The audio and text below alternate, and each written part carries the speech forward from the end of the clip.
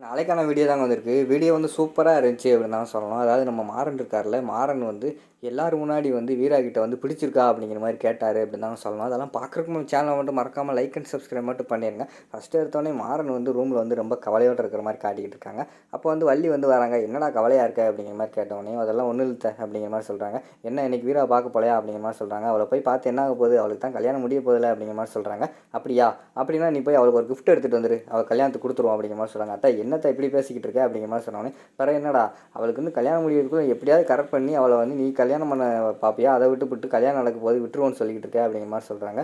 உடனே வந்து யோசிச்சு பார்க்காங்க, என்ன பண்ணலாம் அப்படின்னு சொல்லிட்டு. அதுக்கடுத்து வந்து நம்ம மாறன் வந்து சொல்றாங்க, "சரி அத்த, இனிமே வந்து எப்படியாவது நான் அவள வந்து பேசி ஏதாவது பண்ணி என் மேலே உள்ள லவ்வை வந்து நான் வந்து வெளிக்கொண்டு வந்துடுறேன்" அப்படிங்கிற மாதிரி சொல்கிறாங்க. "சூப்பர்டா, அதை பண்ணு ஃபஸ்ட்டு. ஏன்னா உனக்கு ஏற்ற பொண்ணு அவள் தான்டா, அவளுக்கு ஏற்ற பையனும் நீ தான்டா, நீங்கள் 2 பேர் தான்டா ஹஸ்பண்ட் அண்ட் ஒய்ஃபாக வந்தால் நல்லாயிருக்கும்" அப்படிங்கிற மாதிரி வந்து நம்ம வள்ளி சொல்கிற மாதிரி காட்டிக்கிட்டு இருக்காங்க.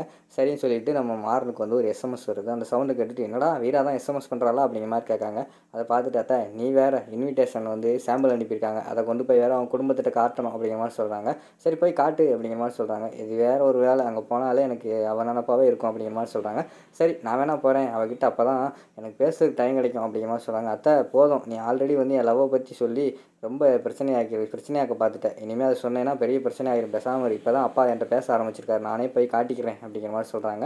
அந்த நேரத்தில் வந்து ஒரு ஃபோன் வருது. யாருக்கு? ராமச்சந்திரனுக்கு வந்து ஃபோன் வருது. யார் பண்ணுறான்னா ஆனந்தோட அப்பா பண்ணுறாரு. "என்ன சம்மந்தி, ஃபோன் போட்டால் நீங்கள் எடுக்க மாட்டேங்கிறீங்க, என்ன என் மேலே எதுவும் கோவமா?" அப்படிங்கிற மாதிரி கேட்காங்க. "அதெல்லாம் ஒன்றும் இல்லை சம்மந்தி" அப்படிங்கிற மாதிரி சொல்கிறாங்க.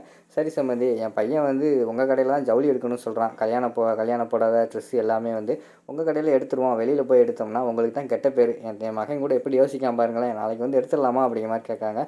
வாங்க சம்மந்தி" அப்படிங்கிற மாதிரி சொல்கிறாங்க. சரி சம்மந்தி, அதுக்கு தான் ஃபோன் போட்டேன், நாளைக்கு வந்து பார்த்துக்குறேன். அப்புறம் அந்த காரையும் அந்த இதையும் நகையெல்லாம் ரெடி பண்ணிட்டீங்களா அப்படிங்கிற மாதிரி கேட்டவொடனே, "அதெல்லாம் ரெடி ஆயிடுச்சு" அப்படிங்கிற மாதிரி சொல்லிடுறாங்க ராமச்சந்திரன்.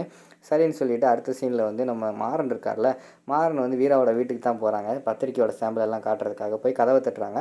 கதவை தட்டினா வீரா பார்த்துட்டா, "உள்ளே வா" அப்படிங்கிற மாதிரி கூப்பிட்றாங்க. உள்ளே வந்தோடனையும், பத்திரிக்கையோட சாம்பிள் வந்துச்சு, அதை அவங்கள்கிட்ட காட்டிட்டு போகலான்னு வந்தேன்" அப்படிங்கிற மாதிரி சொல்கிறாங்க. உடனே நம்ம வீராவோட அம்மா வந்து, "கொஞ்சம் வெயிட் பண்ணுங்கள் தம்பி, டீ போட்டு கொண்டு வரேன்" அப்படிங்கிற மாதிரி சொல்கிறாங்க. "அம்மா டீ எல்லாம் வேண்டாம், நான் இப்போ தான் சாப்பிட்டு வந்தேன். நீங்கள் பத்திரிக்கையை பார்த்துட்டு ஏதாவது கரெக்ஷன் இருந்தால் சொல்லுங்கள், நான் போய் கரெக்ஷன் கொடுத்துட்றேன்" அப்படிங்கிற மாதிரி வந்து நம்ம மாறன் சொல்கிறாங்க. அதை பார்த்துட்டு வீரா வந்து பார்த்துட்டு, "என்ன பத்திரிக்கையில் உன் பேரை காணோம்" அப்படிங்கிற மாதிரி சொல்கிறாங்க.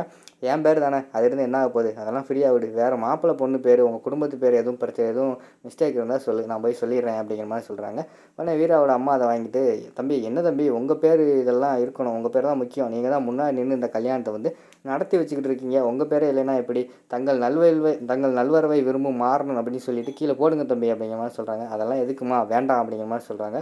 "என்ன, நீ கரெக்ஷன் வாங்கத்தானே இங்கே வந்த, அம்மா கரெக்ஷன் சொல்கிறாங்களே, ஒழுங்கா அந்த கரெக்ஷனை போடு" அப்படிங்கிற மாதிரி வந்து வீரா வந்து மிரட்டுறாங்க. சரி போட்டுறேன்" அப்படின்னு சொல்லிட்டு பத்திரிக்கையை வாங்கிட்டு வீரா கிட்ட வந்து சொல்கிறாங்க, "நாளைக்கு எல்லாருமே நீங்கள் வந்து கடைக்கு வந்துருங்க. அதாவது மாப்பிள்ளை வீட்டுக்காரங்க வந்து ட்ரெஸ் எடுக்க வராங்க, எல்லாருமே வந்துருங்க, அப்பா சொல்ல சொன்னார்" அப்படிங்கிற மாதிரி சொன்னாங்க. "சரி தம்பி வந்துடுறோம்" அப்படிங்கிற மாதிரி சொல்கிறாங்க. போகும்போது மாறனுக்கு வந்து வீரா விட்டு போக மனசே இல்லை. வீராவை பார்த்துக்கிட்டே போகிறாங்க. ஆனால் வீராவுக்கும் மாறன் மேலே லவ் இருக்குது. அவங்களும் வந்து விடாமல் அவங்களுக்கு ஈக்குவலாக பார்த்துக்கிட்டு இருக்கிற மாதிரி காட்டுறாங்க. ஒரு வழியாக வந்து போயிடுறாங்க. அடுத்த சீனில் வந்து மறுநாள் காலையில் வந்து அவங்க ட்ரெஸ் எடுக்க போகிறாங்க. காலையிலே ராமச்சந்திரன் சொல்லி அனுப்புகிறாரு, "டேய் இன்றைக்கி வந்து சம்மந்தி வீட்டுக்காரங்க வராங்க, அவங்கக்கிட்ட எதுவும் பிரச்சனை பண்ணியிருக்கக்கூடாது, அவங்க கேட்குறது எவ்வளோ விலைக்கு இருந்தாலும் அதை வந்து எடுத்து கொடுத்துருங்க" அப்படிங்கிற மாதிரி வந்து அவர் சொல்கிறாரு. சரின்னு சொல்லிட்டு நம்ம மாறனும் ராகவனும் ஒத்துக்கிறாங்க. அதுக்கடுத்து கடைக்கு போகிறாங்க. கடையில் போய் வெயிட் பண்ணிக்கிட்டு இருக்காங்க. வள்ளியெல்லாம் இருக்காங்க. அந்த நேரத்தில் வந்து வராங்க நம்ம மாப்பிள்ளை வீட்டுக்காரங்க. "அத்தை வா அத்தை, அவங்க வந்துட்டாங்க" அப்படிங்கிற மாதிரி சொல்கிறாங்க. அவங்கள வேறு நான் வெல்கம் பண்ணணுமா, "நீ போடா" அப்படின்னு சொல்லிட்டு அனுப்பி வச்சிடுறாங்க வள்ளி. சரின்னு சொல்லிட்டு நம்ம மாறன் வந்து போகிறாங்க. மாறன் போனவொடனே ராகவன் பார்த்துட்டு, "டேய் ஏதாவது தேவையில்லாமல் அந்த ஆள் மேலே எதுவும் கோவப்பட்டுறாரா" அப்படிங்கிற மாதிரி சொல்கிறாங்க. "அந்த ஆள் மேலே உள்ள கோவத்துக்கு எனக்கு என்ன பண்ணுவேன்னு தெரியாது, அவனை அப்படியே நடு ரோட்டில் வச்சு அடிக்கணும் போல இருக்குது. நம்ம அப்பாவே கேவலப்படுத்தியிருக்கான், என்ன பண்ணுறது, அப்பா கிட்ட வந்து இந்த கல்யாணத்தை முடிச்சு கொடுக்கேன் அப்படின்னு சொல்லிட்டு நான் வந்து சத்தியம் பண்ணிட்டேன், அதனால் எதுவுமே பண்ண முடியாத சூழ்நிலையில் இருக்கேன்" அப்படிங்கிற மாதிரி சொல்கிறாங்க. "சரி அதெல்லாம் ஞாபகம் இருக்குல்ல, ஒழுங்காக அதுக்கு தகுந்த மாதிரி நடந்துக்கோ" அப்படிங்கிற மாதிரி சொல்கிறாங்க. சரின்னு சொல்லிட்டு போன உடனேயுமே நம்ம இவர் இருக்கார்ல, நம்ம அரவிந்தோட அப்பா வந்து அந்த சேல்ஸ் கேர்ள்கிட்ட வந்து, "இந்த கடையிலே எது அதிக விலையில் இருக்கோ அந்த புடவைய தூக்கி போடுமா, அதை ஊரில் பேசணும்ல" அப்படிங்கிற மாதிரி சொல்கிறாங்க. ஆனால் வீராவுக்கு வந்து விருப்பம் இல்லை, அந்த இடத்துல சொல்கிறதுக்கு வேறு கூச்சப்பட்டுக்கிட்டு அமைதியாக உட்காந்துருக்காங்க. சேல்ஸ் கேர்ள் நிறைய காட்டிக்கிட்டு இருக்காங்க.